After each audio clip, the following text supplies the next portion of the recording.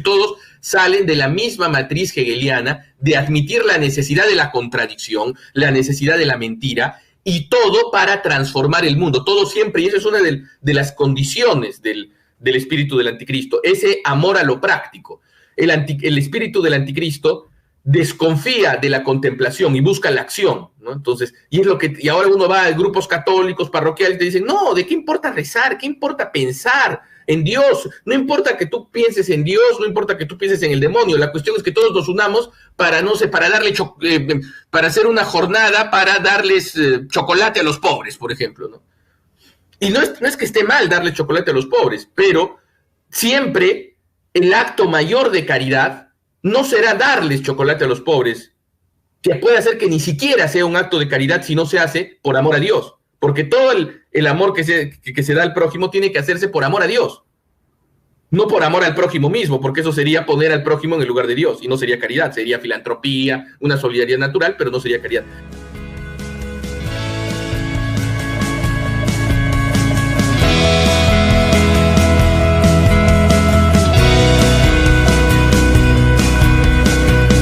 Bienvenidos a Conoce, Ama y Vive tu Fe. Este es el programa donde compartimos el Evangelio y profundizamos en las bellezas y riquezas de nuestra fe católica.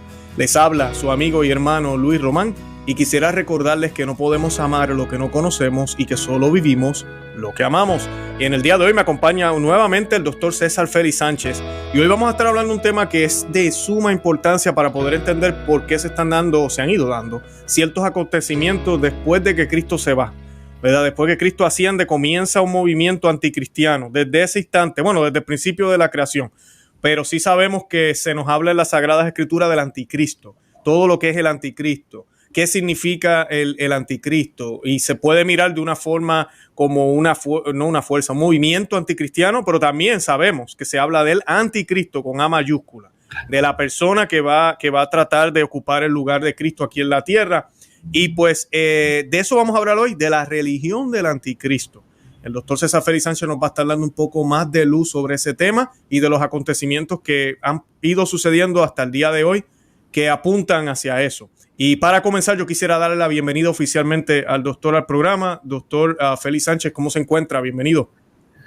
Muy bien, Luis, como siempre, muy contento de poder conversar sobre estos temas en tu programa y con tu público, temas que son muy interesantes, aunque poco hablados muchas veces, ¿no? Poco hablados. Correcto. Y saben que algo que a mí me gusta de estos temas, que a veces la gente no entiende, es que nos ayudan a conocer a Cristo, nos ayudan a conocer la iglesia, ¿verdad? A veces la gente piensa, pero ustedes están yéndose siempre por lo negativo, o por qué le llama la atención tanto hablar del mal, hablemos del bien. Es que conociendo al mal, conocemos el bien, ¿verdad? O sea, teniendo en cuenta cuáles son las trampas, vamos a saber cuáles son y cuál es el camino del bien. Ambas cosas hay que conocerlas y nos ayudan a conocer a Cristo. Las grandes herejías que la iglesia pasó a principios del cristianismo, que luego fueron poco a poco debatidas, pero vemos, por ejemplo, el credo de Nicea. Todo el conocimiento que tenemos de la persona de Cristo fue gracias a esas herejías. Vienen las herejías, entonces la iglesia tuvo que profundizar en este mal para poder contrarrestarlo. Y eso es exactamente lo que estamos haciendo en el día de hoy con este tema del anticristo. Y para comenzar, yo quiero que hagamos un Ave María, doctor, como siempre hacemos, para encomendar el programa a la Santísima Virgen María. Y lo vamos a hacer, yo hago la primera parte, usted la segunda, como siempre, y la hacemos in nomine Patris, et Filii, Spiritus Sancti. Amén. Ave María, gratia plena, Dominus tecum. Benedicta tui mulieribus, et benedictus fructus ventris tui, Iesus.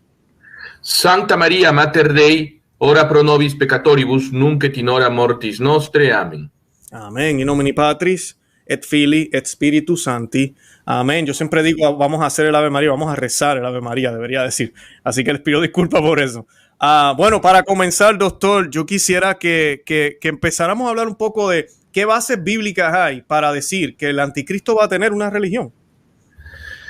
Bueno, ante todo, hay que ver un poco las bases bíblicas del anticristo mismo, ¿no? De la idea del anticristo. Hay un gran libro, ¿no?, que se llama 4 sermones sobre el anticristo, del cardenal Newman, que es sobre la idea patrística del anticristo, ¿no? Y él nos muestra varias podríamos decir, profecías, varios anuncios escriturísticos que en el momento en que aparecieron y durante mucho tiempo parecían misteriosos, parecían contradictorios, ¿no? Y ante todo, ¿no?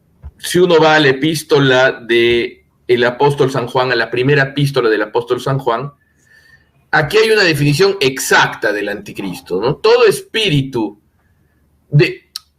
tanto de lo que va a ser el anticristo en su plenitud, como de aquellos que ya tienen el espíritu del anticristo, porque no solo es una figura, sino es un movimiento, podríamos decir, ¿no? Y es un movimiento que va desenvolviéndose a lo largo de la historia hasta culminar en un individuo que como que va a recapitular todo lo esencial de este movimiento y que va a ser el gran rival, ¿no?, de Cristo, ¿no?, el gran rival de la iglesia de Cristo, el gran perseguidor al final de los tiempos. Y San Juan nos dice lo siguiente: todo espíritu que no confiesa que Jesucristo ha venido en carne es el espíritu del anticristo que ya está en el mundo, ¿no? Entonces la negación, el que niega a Cristo, ¿no?, es el anticristo, tiene el espíritu del anticristo, y por lo tanto el gran negador del anticristo será el gran negador de Cristo será el anticristo, ¿no? Entonces, pero no es solo eso, no solo es una negación, también hay una afirmación en el espíritu del anticristo y en esta figura que será el anticristo de los últimos tiempos. San Pablo dice algo interesante en la segunda epístola a los tesalonicenses, ¿no? El anticristo es el adversario y el rival de todo lo que se dice Dios o es adorado. O sea, no solo es el rival del verdadero Dios, sino es el rival de todo lo que se dice Dios o es adorado. Es decir, de todo lo que lleva la idea de lo que filosóficamente entendemos como Dios.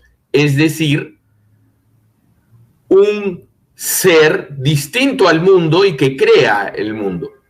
Entonces, él es enemigo de toda esa idea, tanto de Cristo, el Dios encarnado, como del Dios creador, el Dios filosófico, podríamos decir, al que podemos acceder con las solas luces de la razón. Él es enemigo de todo eso.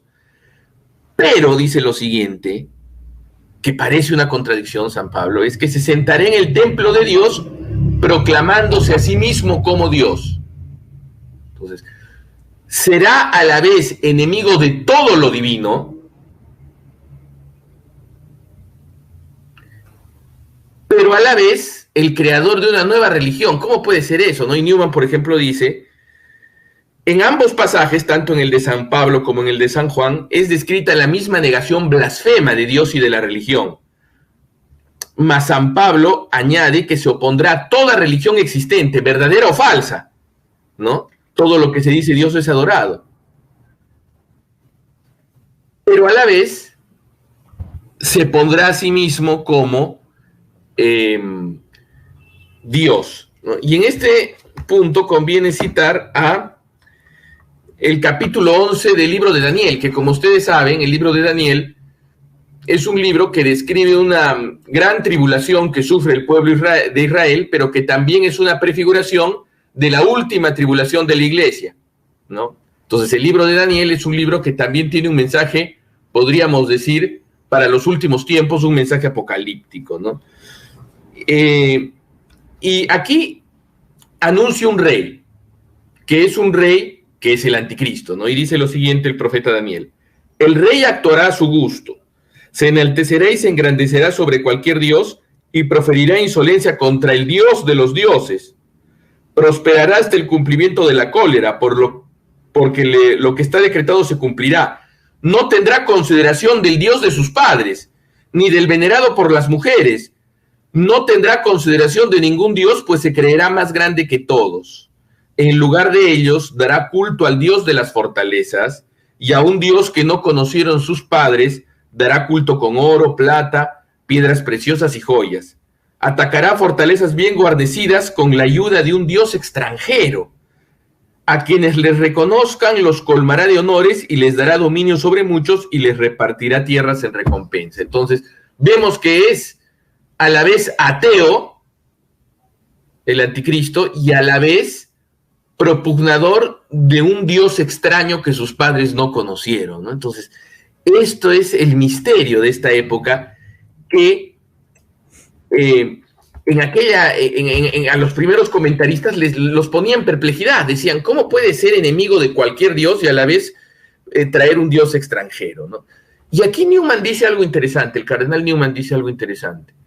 Eso que podía parecer un misterio para nuestros ancestros, para nosotros está más claro. ¿Por qué? Porque el cardenal Newman escribe estos sermones más o menos en 1830, en la década del 30 del siglo XIX, después de la Revolución Francesa. Y él dice, si miramos a la Revolución Francesa, vamos a descubrir que en efecto había ateos y perseguidores de la Iglesia que capturan el poder en Francia, los jacobinos, ¿no? Los revolucionarios.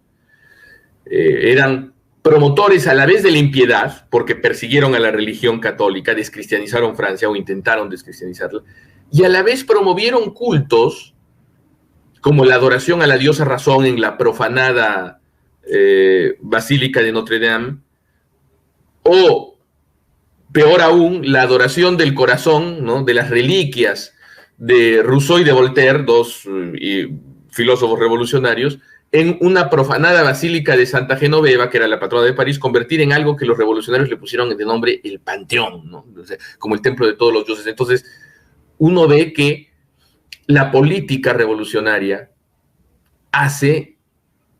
promueve el ateísmo y a la vez la adoración de hombres como dioses. Y ese es el Dios extraño.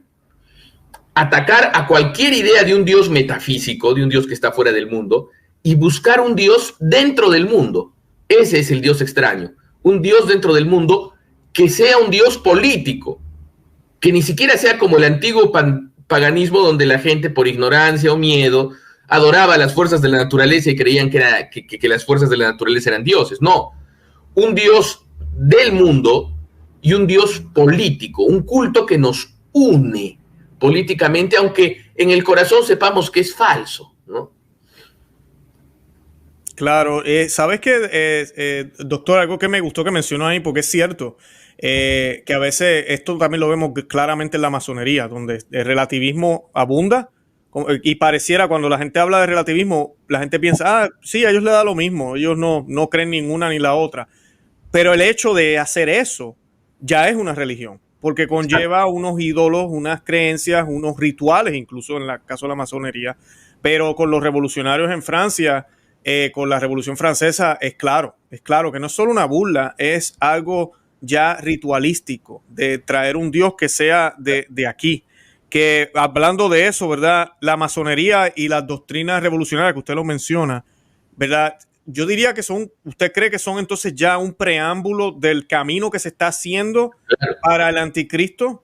Son la manifestación más importante en los últimos 300 años, ¿no? Del espíritu del anticristo, de lo que el apóstol llama el espíritu del anticristo. ¿Por qué? Porque lo que tú has hablado de la masonería es muy interesante, porque mucha gente dice, bueno, la masonería es simplemente una asociación interconfesional.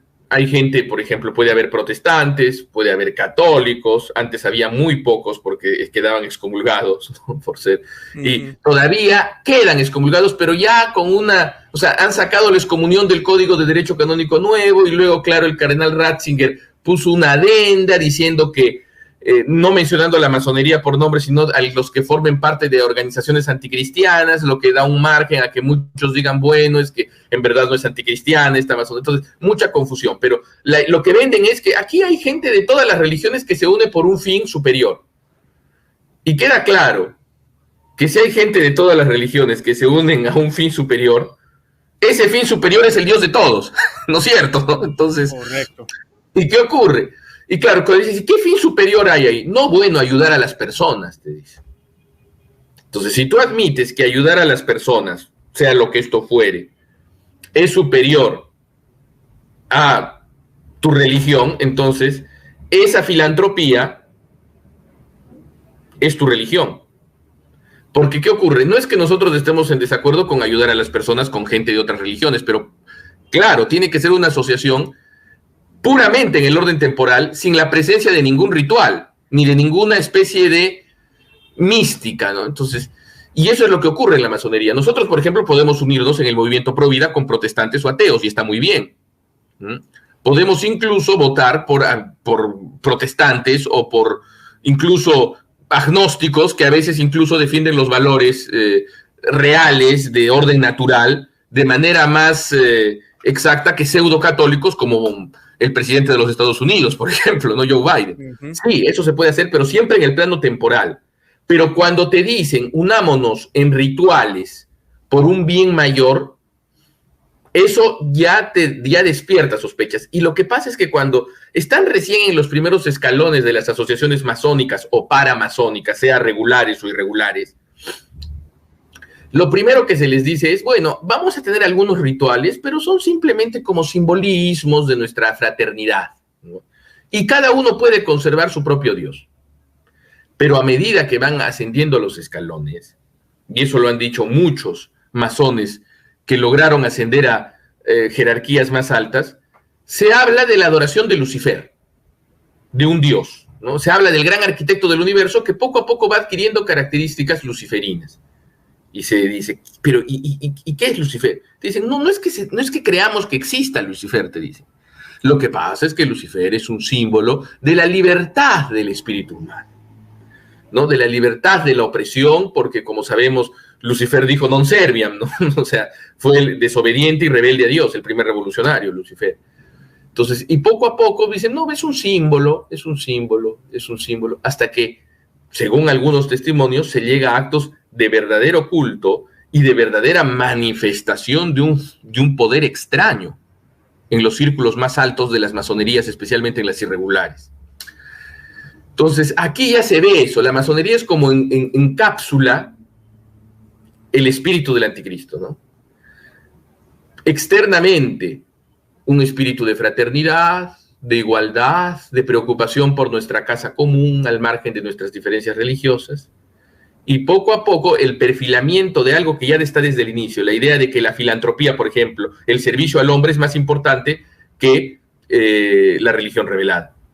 Se pone entre paréntesis eso y luego se va directamente contra eso.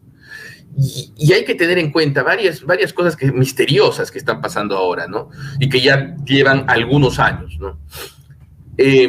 Por ejemplo, el culto a la Pachamama, ¿no? El culto a la Pachamama en los jardines vaticanos. Ese es un dios extraño.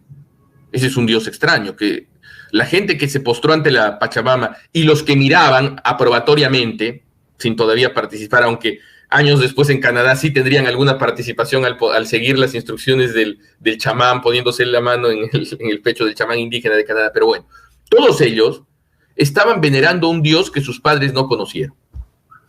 Porque, ¿qué ocurre? Yo vengo del Perú, ¿no? Yo soy peruano. Y aquí en el Perú, en algunos lugares, hay todavía prácticas de idolatría a la Pachamama. Pero la Pachamama no es esa estatua.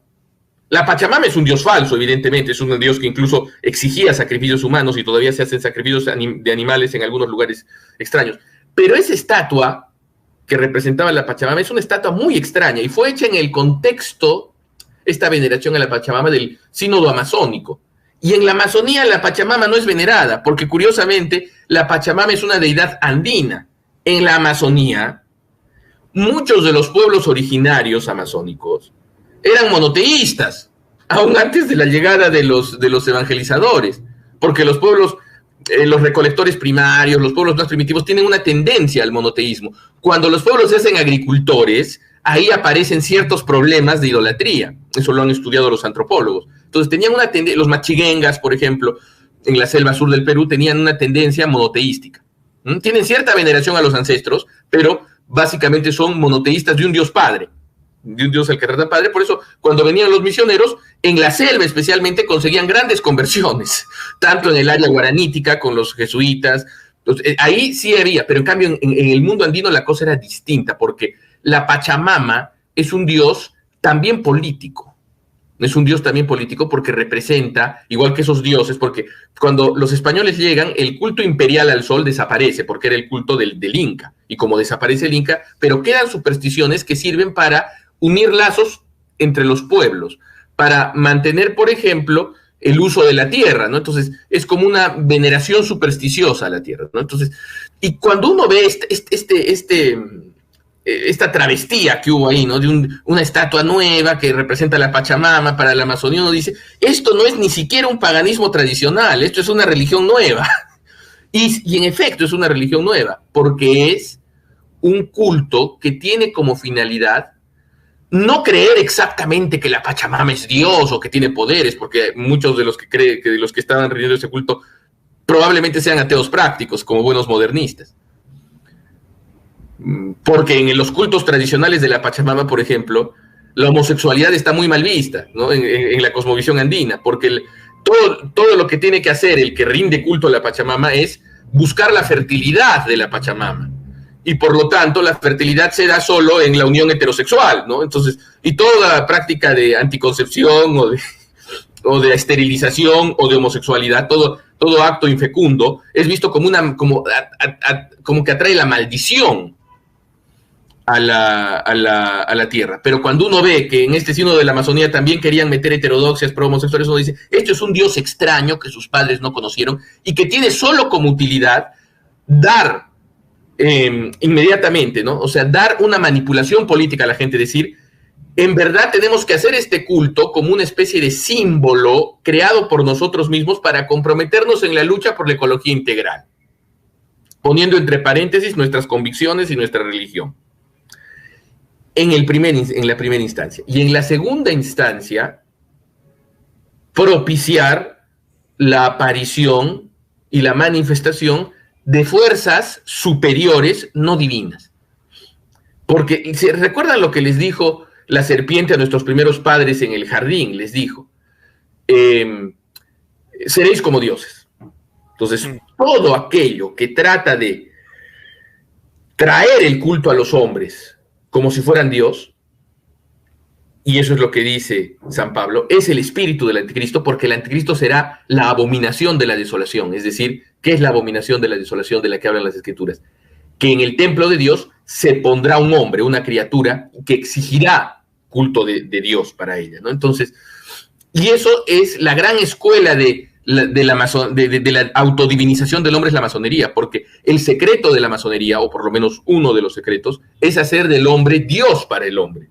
Es decir, nos juntamos en un grupo para perfeccionarnos, no según la gracia, sino según una naturaleza, un naturalismo que se va volviendo antinaturalista y que a la larga te enseña que el Dios de la masonería es Lucifer a la larga, y en el camino para llegar a la divinización, a rendirle culto a una criatura que es Lucifer, el camino va a ser rendirle culto al hombre, en primer lugar, ¿no?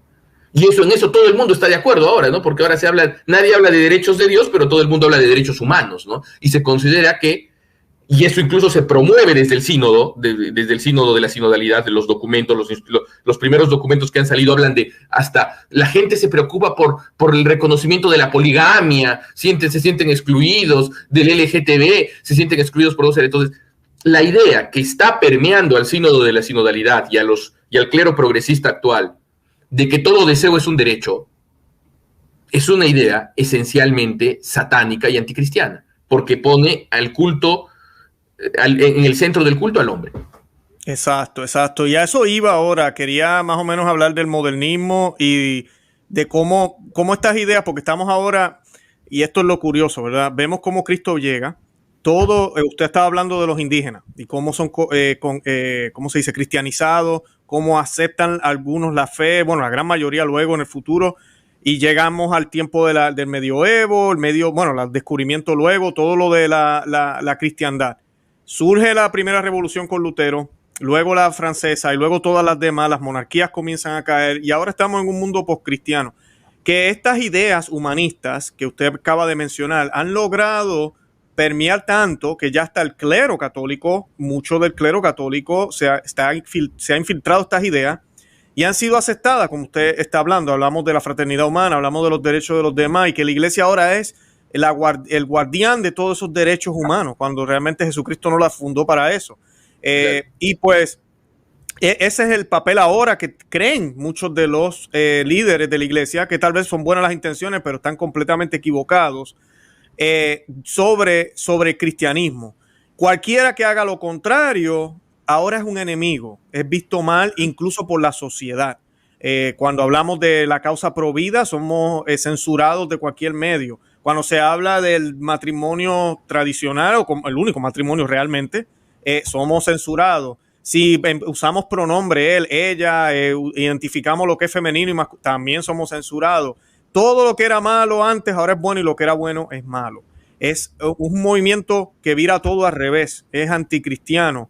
Y siempre me gusta mencionar a la gente que el movimiento del anticristo no necesariamente va a empezar a hablar pestes de Cristo. Lo que va a hacer es quitar la vista hacia Cristo para ponerla en otra cosa, en una idea, en una misión, en otro hombre, en la sociedad, en el bien, en el falso amor, en la falsa unidad, en la falsa fraternidad, y lo mezclan con medias verdades que casi suena en cierto sentido medio cristiano, pero no habla de Cristo para nada. No requiere sacrificio, no requiere compromisos, no pide nada, sino que todos ya estamos.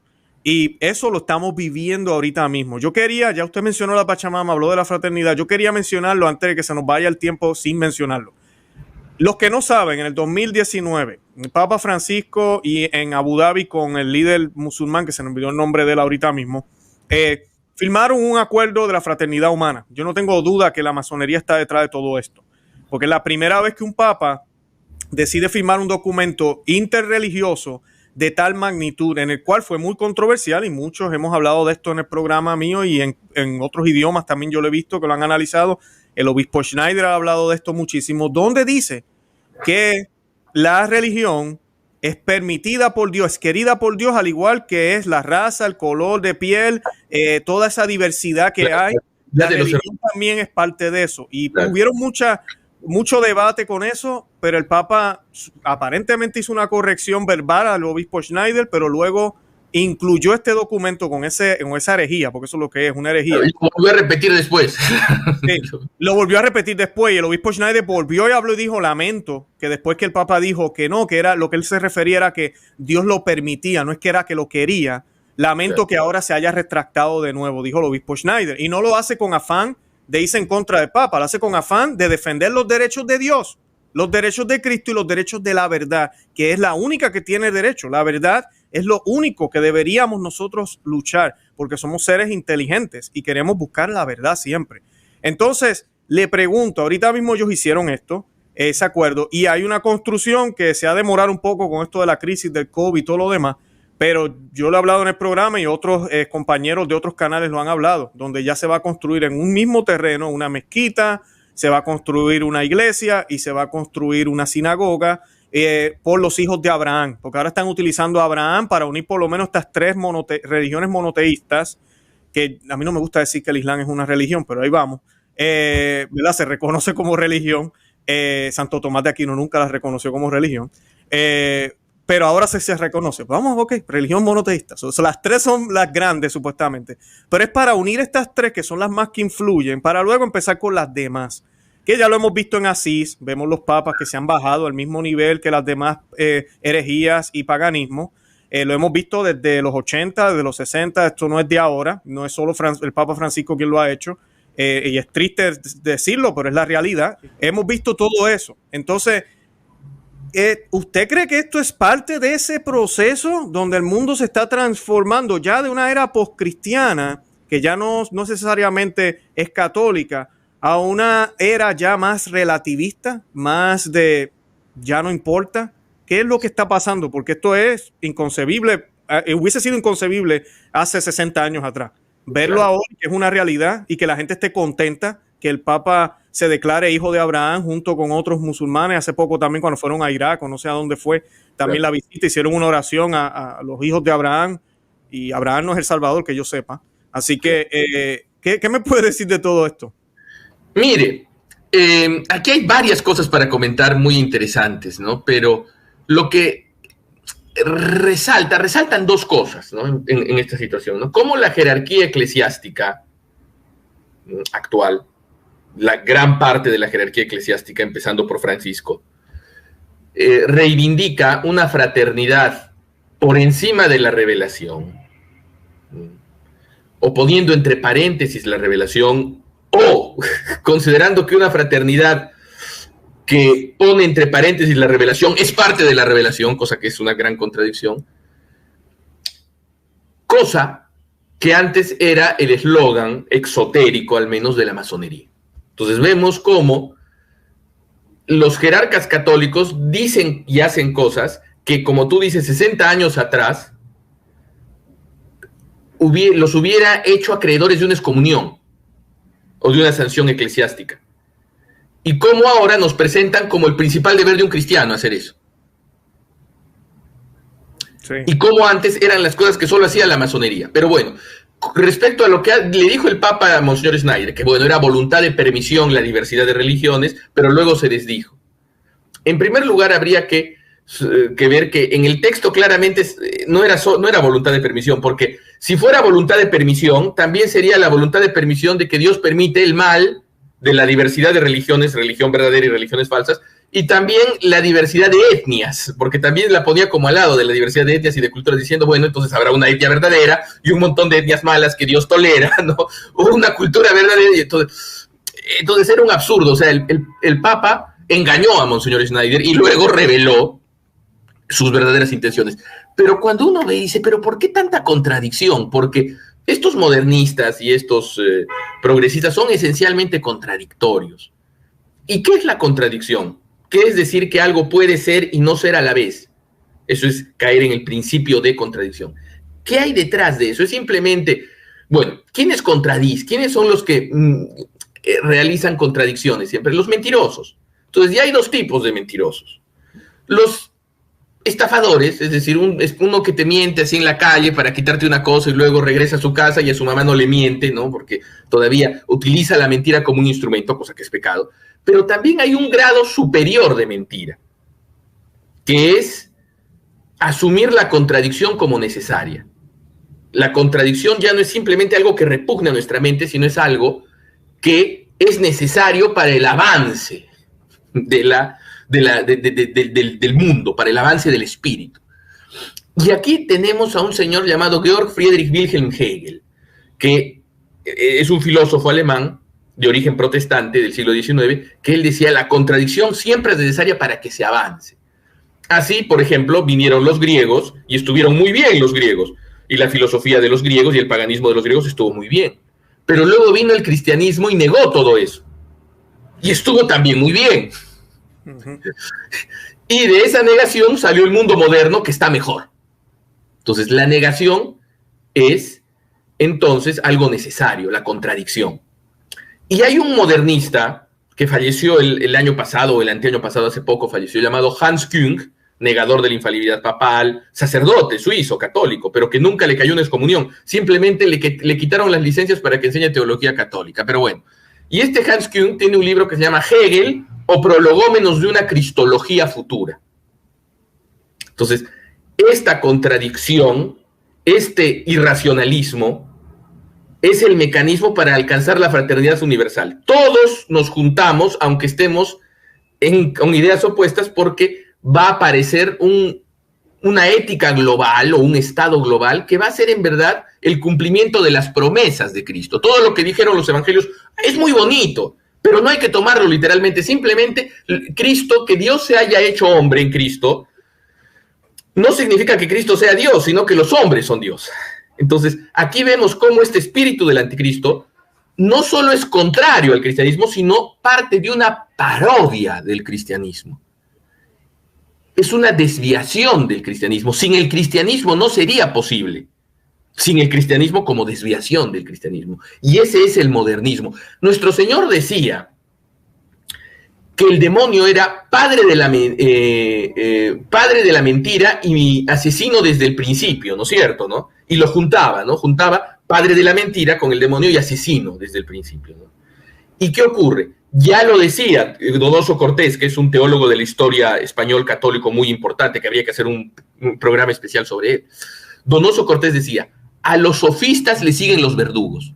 Es decir, siempre que aparece un mentiroso, después aparece un asesino. Y de la filosofía de Hegel surgen el marxismo y el fascismo. No el fascismo como régimen, que fue un régimen más moderados, sino el fascismo como el fascismo italiano, sino el fascismo como filosofía. Y el fascismo como filosofía, como ideología, es una ideología también perversa. No tanto como el comunismo, que sí es intrínsecamente perverso, pero también perverso. Y todos salen de la misma matriz hegeliana de admitir la necesidad de la contradicción, la necesidad de la mentira, y todo para transformar el mundo. Todo siempre, y eso es una de las condiciones del espíritu del anticristo, ese amor a lo práctico. El espíritu del anticristo desconfía de la contemplación y busca la acción, ¿no? Entonces, y ahora uno va a grupos católicos, parroquiales, y te dicen, no, ¿de qué importa rezar? ¿Qué importa pensar en Dios? No importa que tú pienses en Dios, no importa que tú pienses en el demonio, la cuestión es que todos nos unamos para, no sé, para hacer una jornada para darles chocolate a los pobres, por ejemplo, ¿no? Y no es que esté mal darle chocolate a los pobres, pero siempre el acto mayor de caridad no será darles chocolate a los pobres, que puede hacer que ni siquiera sea un acto de caridad si no se hace por amor a Dios, porque todo el amor que se da al prójimo tiene que hacerse por amor a Dios, no por amor al prójimo mismo, porque eso sería poner al prójimo en el lugar de Dios, y no sería caridad, sería filantropía, una solidaridad natural, pero no sería caridad. Pero el mayor acto de caridad es la Santa Misa. Eso dice el cura de Ars, ¿no? O sea, el mayor acto de caridad que un ser humano puede hacer es la Santa Misa. Y esa es la fuente para todos los otros amores, si quieren ser sobrenaturales. Pero aquí vemos que cuando se pone la filantropía, la ayuda social, la acción por encima de la contemplación de la vida espiritual, estamos ante este espíritu del anticristo que se revela en el idealismo alemán, en Hegel, en la filosofía moderna equivocada y en su correlato dentro de la religión católica, que será el modernismo. Exacto. Ahora le hago la última pregunta, doctor, que yo creo que es importantísima, porque estamos hablando de la religión del anticristo. ¿Vendrá una liturgia que se acomode a esto? Sí. Tiene que ser una liturgia antropocéntrica. ¿Y qué ocurre? Cuando uno ve el culto a la Pachamama o la jornada de Asís, tanto el culto a la Pachamama como la jornada de Asís, y como todas las cosas que se están viendo, salió hace poco de Panamá, ¿no? Una reunión de obispos donde había habido un culto también a la Pachamama hace muy poco. Sí, hace muy poco. Y claro, ellos dicen, nosotros estábamos realizando la liturgia de las horas, pero con eso, Arismendi, un obispo mexicano, salió diciendo, estábamos realizando la liturgia de las horas, algo totalmente católico, aunque de verdad estaban vestidos como funcionarios ni creo que ni siquiera en un banco podrían entrar vestidos así, estaban vestidos como si estuvieran en la playa, creo, haciendo no sé qué clase de ceremonias con Pachamama. Entonces estábamos rezando la liturgia, estábamos haciendo algo católico, pero queríamos manifestar nuestro respeto a los indígenas. Habría que decirles que en verdad, yo tengo alumnos indígenas, yo tengo alumnos quechohablantes en el seminario, yo he tenido alumnos quechuas, y son los más hostiles a la Pachamama, y no solo son los más hostiles a la Pachamama, a la que la ven como el culto a la Pachamama, el real, la superstición real, la ven como una señal de atraso. Incluso hasta son a veces hasta enemigos de los trajes típicos, y yo digo, no, bueno, los trajes típicos son buenos, pero ellos a veces son muy... ¿Y quiénes son en verdad los que aman a la Pachamama? Los antropólogos de origen europeo de Lima, ¿no es cierto? Esos son los que aman a la Pachamama. Pero bueno, entonces, ¿y qué ocurre? Cuando uno ve cómo puede haber sido posible esto, que obispos católicos hagan una liturgia de las horas con ídolos paganos y con ofrendas paganas de un sacrificio, porque una ofrenda siempre es un sacrificio, un dios falso, ¿no? Si no es la misa, es un culto no cristiano, es un acto de idolatría. Ellos siempre se remiten al concilio, ¿no? Tanto esta reunión de Panamá como la reunión de Asís, como el culto a la Pachamama en Roma, en el sínodo amazónico. Dicen, no, por la reforma del concilio, por la reforma litúrgica, es que podemos hacer estas cosas. Y ¿sabe qué, don Luis? Tienen razón. Porque el Novus Ordo fue hecho con un espíritu antropocéntrico. Claro, no solo su implementación, donde voltean el altar para que el cura esté frente a las personas, que eso es la implementación del Novus Ordo, pero incluso hasta el mismo Missale Romanum reformado, el mismo Misal romano del Novus Ordo, que casi en ningún lugar, porque claro, algunos dicen, ¿por qué criticas los abusos litúrgicos? ¿Por qué no te centras en el misal mismo? Pero ¿qué ocurre? El misal mismo ya no se celebra en ningún lugar. En ningún lugar se celebra el misal mismo, porque el misal, por ejemplo, no dice que se volteen. Entonces, es muy rara la celebración de acuerdo al mismo misal, pero si uno toma el mismo misal, cuando uno ve el cambio del ofertorio, cuando uno ve que ya no está tan rubricado, sino que da espacio a que el sacerdote pueda elegir opciones contrariamente a lo que se hacía en el rito anterior, cuando uno ve eso, porque hay que también tener en cuenta que el Missale Romanum de 1969, la nueva misa, no es simplemente el Vetus Ordo traducido, no, han cambiado oraciones, han alterado totalmente la esencia del rito al hacerlo un rito interactivo y un rito lleno de muchos caminos y posibilidades. Antes solo había una oración eucarística, ahora hay al menos 4 y en algunos lugares hay hasta 30 oraciones eucarísticas. Entonces, al hacerlo tan interactivo y al darle tanto espacio al sacerdote para que innove, para que haga opciones y alternativas, hay huellas de un culto antropocéntrico en el mismo misal del Novus Ordo. Y otra cosita, no sé si usted se ha dado cuenta que en la misa tradicional el sacerdote consagraba, hacía una genuflexión profunda. Sí, que dura, dura. Las sagradas formas para el culto del pueblo, bajaba y hacía otra genuflexión profunda. En cambio, en el Novus Ordo se ha eliminado la primera genuflexión. Y después, solo después de la elevación, el sacerdote, y de que el pueblo venere a la hostia, el sacerdote, después de que el pueblo se arrodilla, después de que el pueblo venera, ¿no? El sacerdote recién se arrodilla a venerar, como diciendo que el pueblo de Dios, ¿no? O sea, recién después de que el pueblo de Dios adora la hostia y la clama, ¿no? Con Señor mío, Dios mío, ¿no? Si es que lo hace, ¿no? Recién el sacerdote hace la genuflexión, o sea, como que primero el pueblo y después el sacerdote adora las sagradas formas o también adora la presencia de Dios en el pueblo, en la asamblea, que es la idea luterana, ¿no? Que mientras estaba la asamblea, ahí recién había presencia real y por eso no había ni reserva ni culto eucarístico, extramisam. Entonces, cuando uno ve eso, uno dice, caray, esto es un poco raro, ¿no? Y cuando uno ve, por ejemplo, cuando el Papa Francisco salió al balcón después de ser elegido Papa, se inclinó ante el pueblo, ¿no es cierto, no? Se inclinó ante el pueblo, ¿no? Y permaneció minutos en silencio, ¿no? Entonces, sí, ¿no? Hay una liturgia del anticristo. El Novus Ordo no es la liturgia del anticristo todavía, porque la liturgia del anticristo va a ser peor. Pero estas reformas litúrgicas protestantizantes, dentro de las que está el Novus Ordo, son un camino. Porque, ¿qué ocurre? El Novus Ordo, y eso hay que tenerlo en cuenta, es doloroso. A mí me gustaría que no fuera así. A mí, ¿por qué no me gusta? Porque a mí me gustaría que no fuera así, porque yo vivo en un lugar donde casi no hay misas tradicionales. Yo tengo que ir 700 kilómetros para conseguir una misa tradicional. Y precisamente estoy ahora fuera de mi casa para ir a una misa tradicional. Entonces, ¿y qué ocurre? No me gustaría que fuera así, pero es así. O sea, cuando uno analiza las cosas es así. Entonces, el Novus Ordo puede ser dicho con espíritu católico por algún ingenuo. Y hay muchos y son muy buenos y Dios les dé fuerzas, ¿no?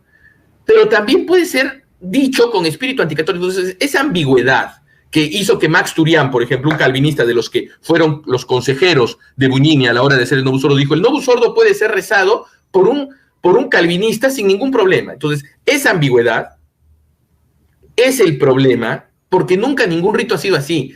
Entonces, y es por eso un camino heretizante.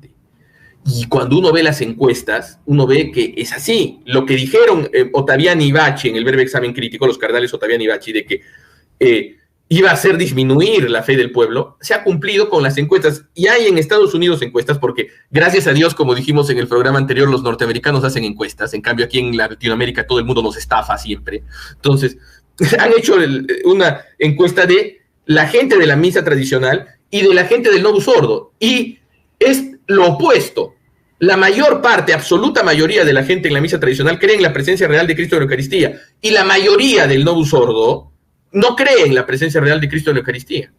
Entonces, uno se pone a pensar que en verdad el Novus Ordo, sin ser la liturgia del anticristo, es un camino hacia cosas atroces. Y ya se está dando, ¿no? Claro, no, abrió una puerta, definitivamente que abrió una puerta. Y vemos lo que vemos hoy en día que no se veía antes, misas con luteranos, misas con otras denominaciones cristianas, se le da la comunión a divorciados ahorita.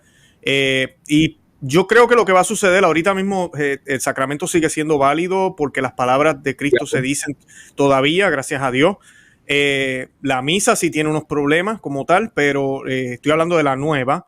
Claro. Que uno lo haga con el corazón, no quiero alarmar a los que no tienen más opción, porque hay que cumplir con el deber del domingo. El Señor, Dios sabe, ¿verdad? Pero hay que hacer lo que podamos. Pero yo sí creo que va a venir una liturgia ecuménica donde vamos a ver musulmanes, hindúes, todos subidos allá en el altar, y va a ser aprobada por la vasta mayoría de los católicos. Estoy hablando de los laicos, porque es el espíritu que se respira en esto del camino sinodal, que como dice usted, todo es inverso. Ahora somos el pueblo los que decimos al Papa y a los obispos qué es lo que queremos.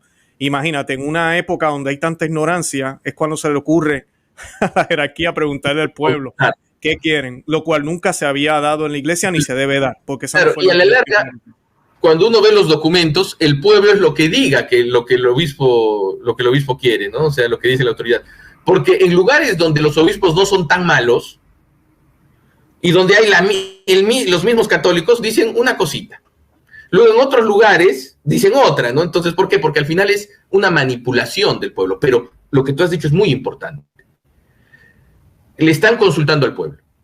Esta consulta a ese supuesto pueblo va a ser el inicio de la divinización del pueblo. Antes la gente no escrutaba al pueblo, la gente escrutaba las escrituras, ¿no? En cambio ahora se escruta al pueblo, y a un pueblo ignorante, como tú dices. Y a un pueblo manipulado y a un sector del pueblo, porque no es que le consulten a los católicos de misa dominical, ¿no? O sea, en verdad es un mito, como todas las mentiras de la demagogia del anticristo, ¿no? Entonces, y eso es lo que está, y a eso vamos, lamentablemente, ¿no?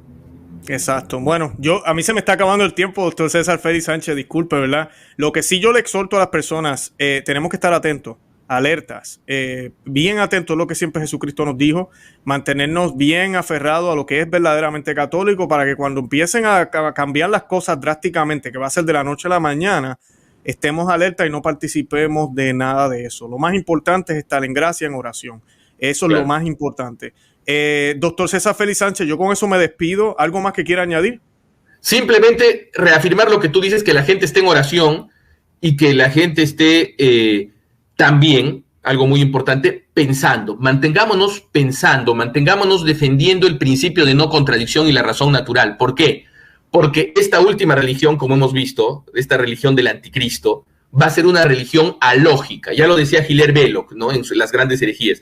La última herejía va a ser una herejía que va a atacar la razón, y el modernismo ataca la razón, porque hay un gran teólogo modernista que incluso lo hicieron cardenal, que era Jean Danielou, que escribió el texto así fundamental de la Nouvelle Théologie, que se llama Corrientes contemporáneas del pensamiento religioso, donde dice, antes la teología escolástica era una teología racionalista que estaba fijada en esencias. No, hay que dejar eso por una teología que se abra a la subjetividad y la historicidad del hombre.